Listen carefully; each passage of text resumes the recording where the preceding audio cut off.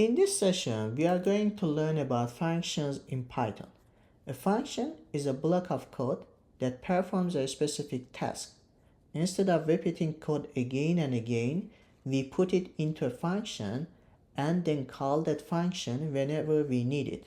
Functions make programs easier to read, easier to maintain, and easier to reuse. Think of it like a coffee machine.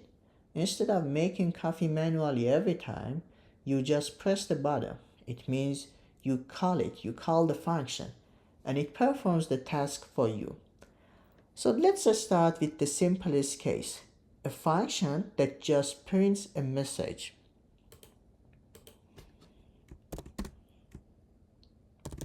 Defining a simple function. So the goal is to define a function that says hello world every time we call it.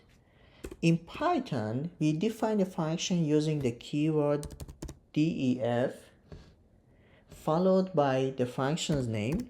Let's name it greet, parentheses, and a colon. So we would like it to print hello world for us. Print hello world. When we call it, and this is how I call this function, the output is hello world. So the function bundles up this action, and anytime we call greet, it runs the code inside. I can also do print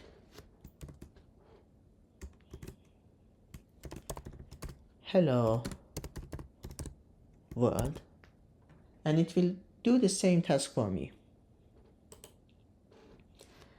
But why do I need a function? So this one was a simple example. In some cases, you need to deal with multiple lines of code to perform a task for you. So when it becomes complicated, functions become more handy. You just define it and call it whenever you need it. You don't need to write multiple lines of code every time. Of course, we don't always want the same exact message. The case could be different. For example, let's say that our goal is to write a function that greets a specific person by name. So let's talk about functions with parameters. We define a new function, and this time name is a variable. Name is not fixed. We would like it to print hello name, and the name could be changed. Now let me call it greet, for example, Emma. When I run this, the output is hello Emma. I can use another value for the name, for example, greet, this time Bob. And the output is hello Bob. Here the parameter name works like a placeholder. Whatever we pass in gets used inside the function. We can also do multiple parameters. Sometimes we need more than one piece of information. In this case, we just needed one piece of information, and that was the name. Sometimes we need more than one piece of information. So let's talk about functions with multiple parameters. Our goal in this example is to write a function that takes two numbers and prints their sum. So we define it, we give it a name, add A and B.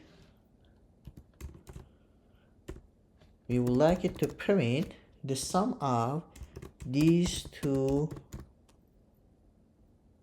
values. The sum is A plus B. So here we have two parameters, A and B. So let me call it add those two parameters are 3, for example, and 5. When I call it, it prints the sum is 8. If I call it one more time, and this time let's do 10 and 20, the output is the sum is 30. So the same function can add different pairs of numbers.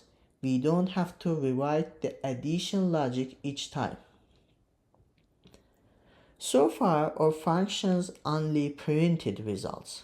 But what if we want to use the result later in another calculation? So here I would like to talk about return values.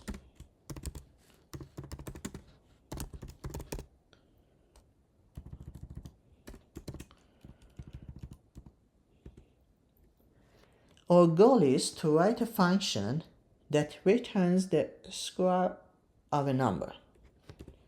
We define this function, give it a name, and a parameter, return x times x.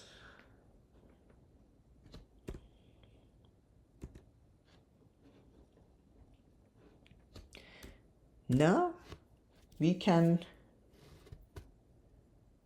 save the result in result.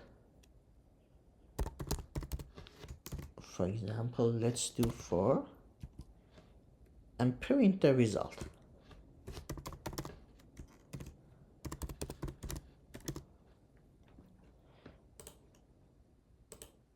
The output is 16. Here the function didn't just print, it returned the value 16 which we stored in result. So when I call it,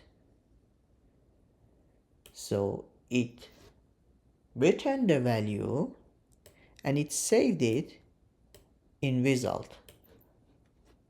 This lets us reuse the result elsewhere. Sometimes we want a function to work even if no argument is provided.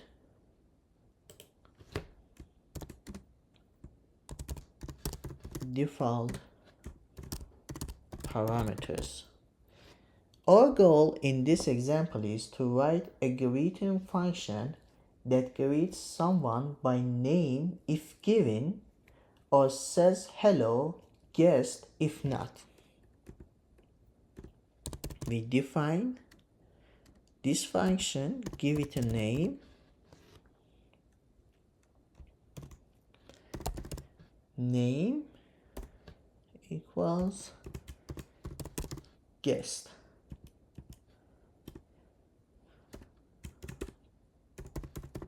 Print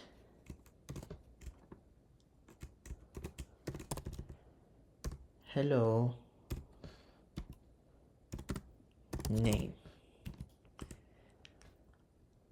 Let me call it greet Emma. The output will be hello Emma. Calling with no argument,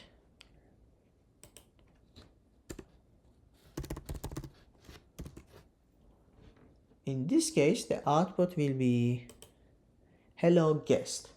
The default parameter makes name optional. By default, Python matches arguments by position, but sometimes naming arguments makes the code clearer. So here I would like to talk about keyword arguments. In this example, the goal is to write a function to display a student's information and allow flexibility in how we call it. So we define a function, give it a name, introduce name, two parameters, age.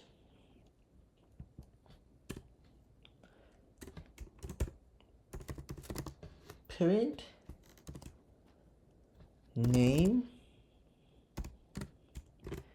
is age years old. Let me call it introduce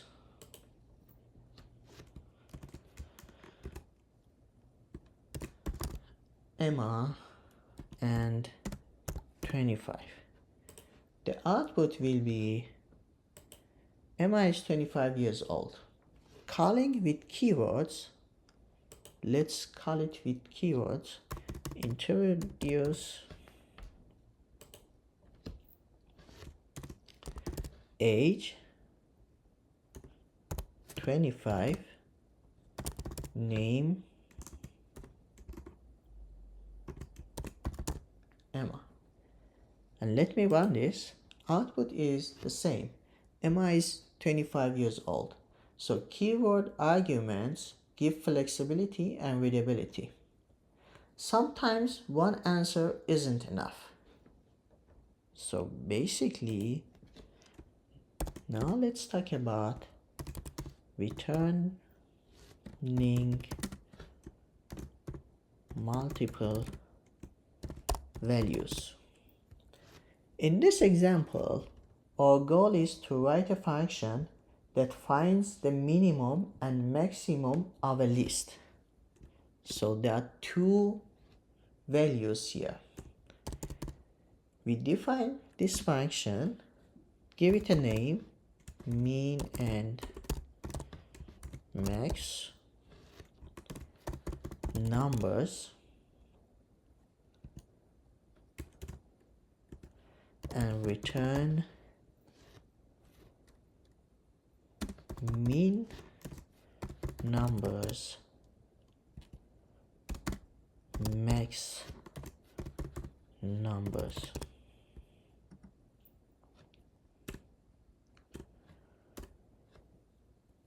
Now let's do low, high, min and max. Or numbers, let's do 3, 7, 1, some random numbers, 9 and 5. Print lowest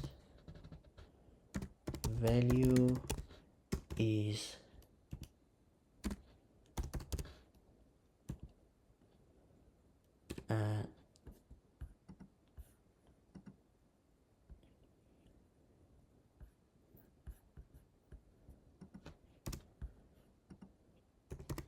print highest value is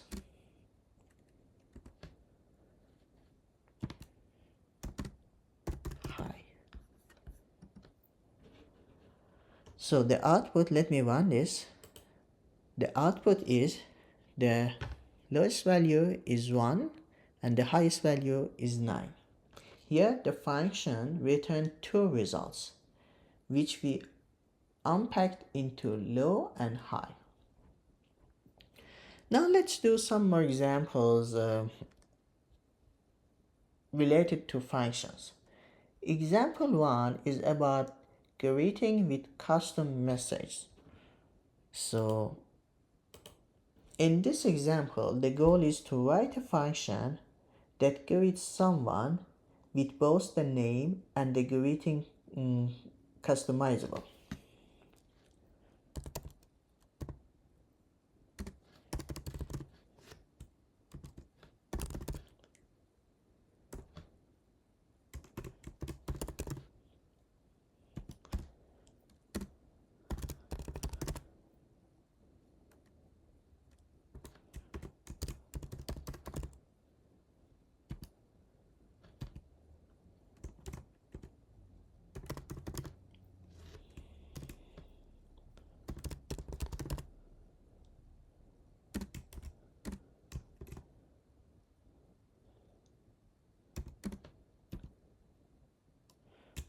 Plus name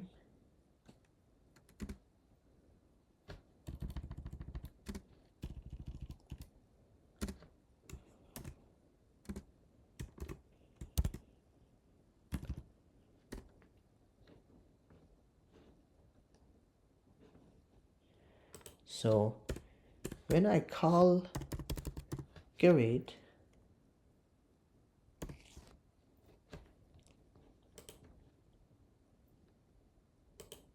this will just show welcome guest. What if I do greet Emma?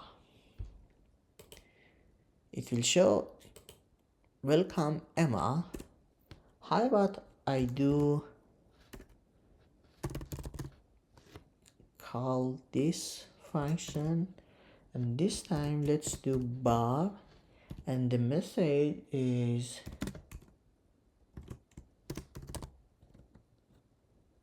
good morning.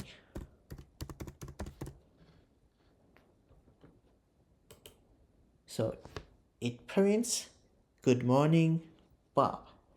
This shows how defaults and multiple parameters can be combined. Let's do another example on factorial function.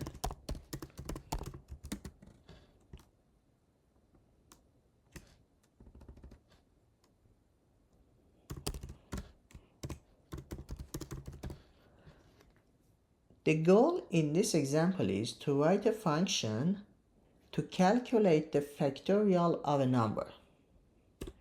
We define it, give it a name, factorial,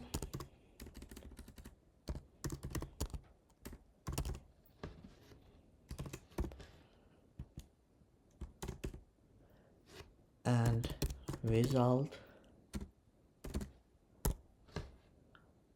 1 for I in range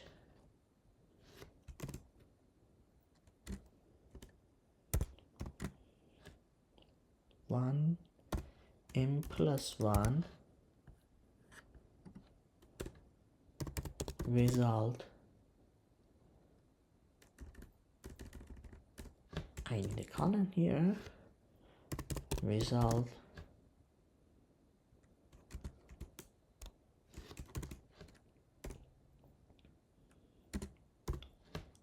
I and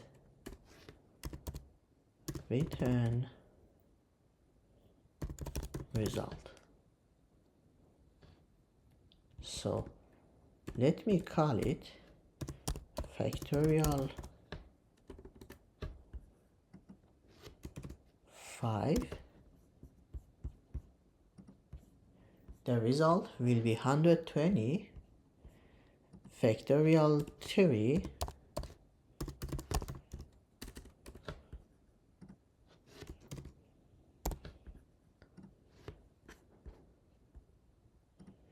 the result will be 6. I can also do, let's say, factorial 10, and that's the result. The function loops from 1 to n and multiplies everything together. So you see that the code is getting a bit complicated, and we define a function to make it easier to read and to use.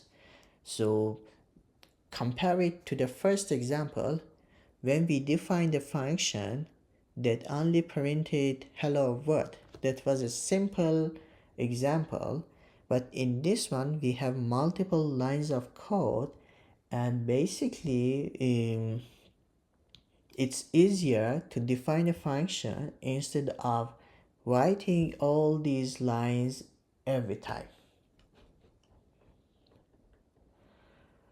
Now let's do another example. Let's do grading function.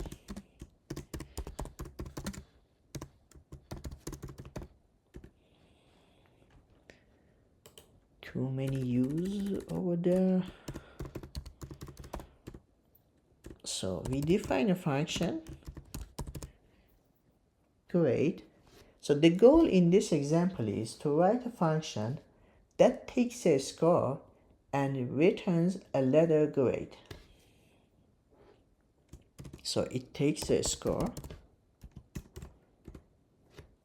and if score is greater than or equal to 90,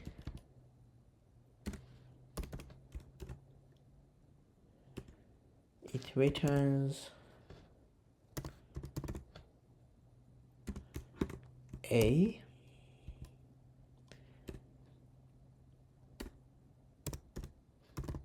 If it is greater than or equal to 80, the result should be B. In case of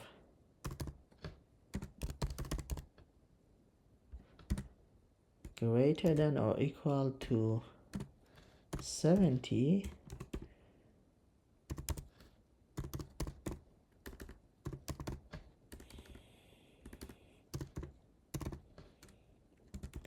it should be C. One more line for 60.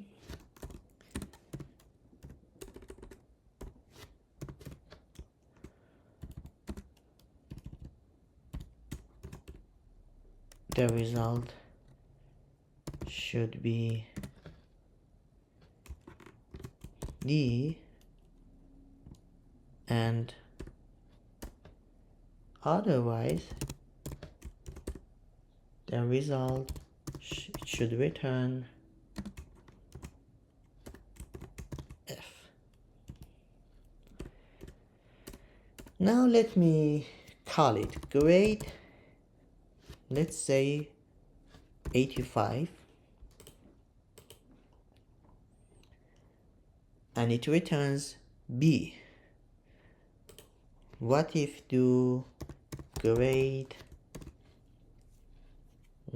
this time 71? Grade is C. I can also do 59, for example, and the grade is F.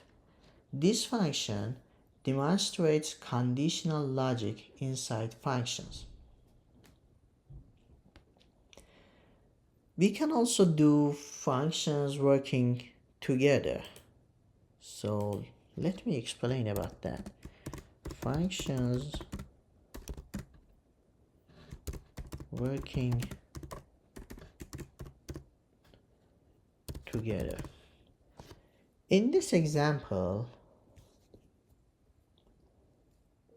The goal is to break down a bigger task into smaller ones by having functions call each other.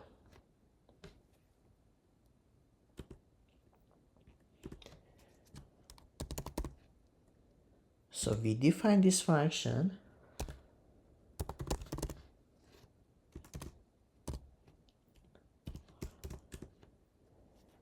and return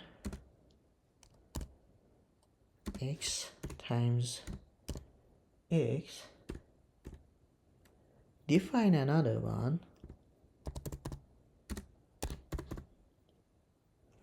sum of squares a b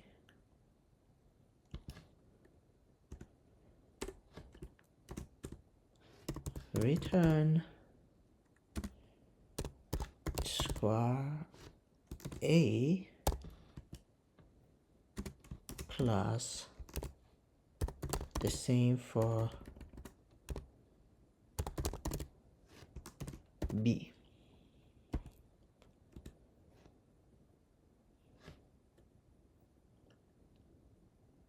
So if I call it sum of for three parameters 3 and 4, let me run this. So it is 25. 3 times 3 9, 4 times 4 16, 9 plus 16 25. So basically sum of squares we use this smaller square function. This shows how functions help us build bigger solutions step by step. Let me do another example, and that's about currency conversion. So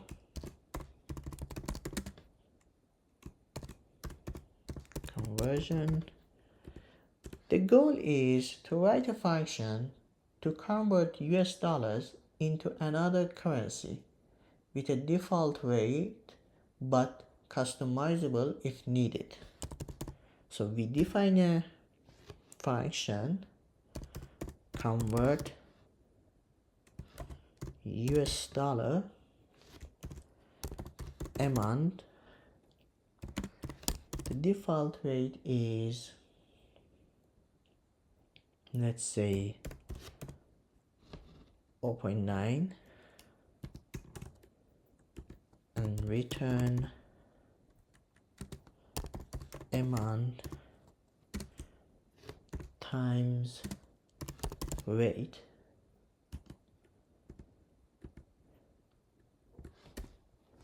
So let me call it convert US dollar and amount is 100. If I run this, so basically the result is 90. What if I change the rate? Let me call it one more time. Amount is 100, but the rate this time is 1.3 and the result is 130. So this shows how defaults and parameters make functions useful in real-world cases. Let me work on another practical example. For example, area of a rectangle. So the goal is to write a function to calculate area using both positional and keyword arguments. We define a function, call it area, and get two parameters and return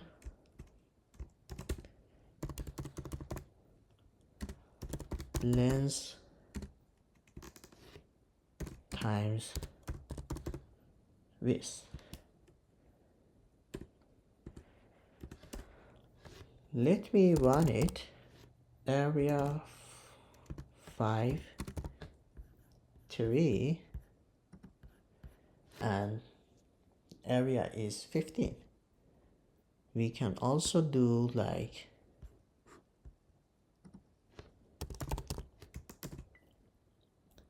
width equals 4 and length, let's give it 7. We call it like this time. Let me run it, and the result is 28. This shows how functions can handle flexible inputs. So in summary, functions are defined with DEF. Parameters allow input. Return gives back results. Defaults make arguments optional. Keyword arguments make code clearer. Functions can return multiple values. They can contain loops, conditions, and even call each other.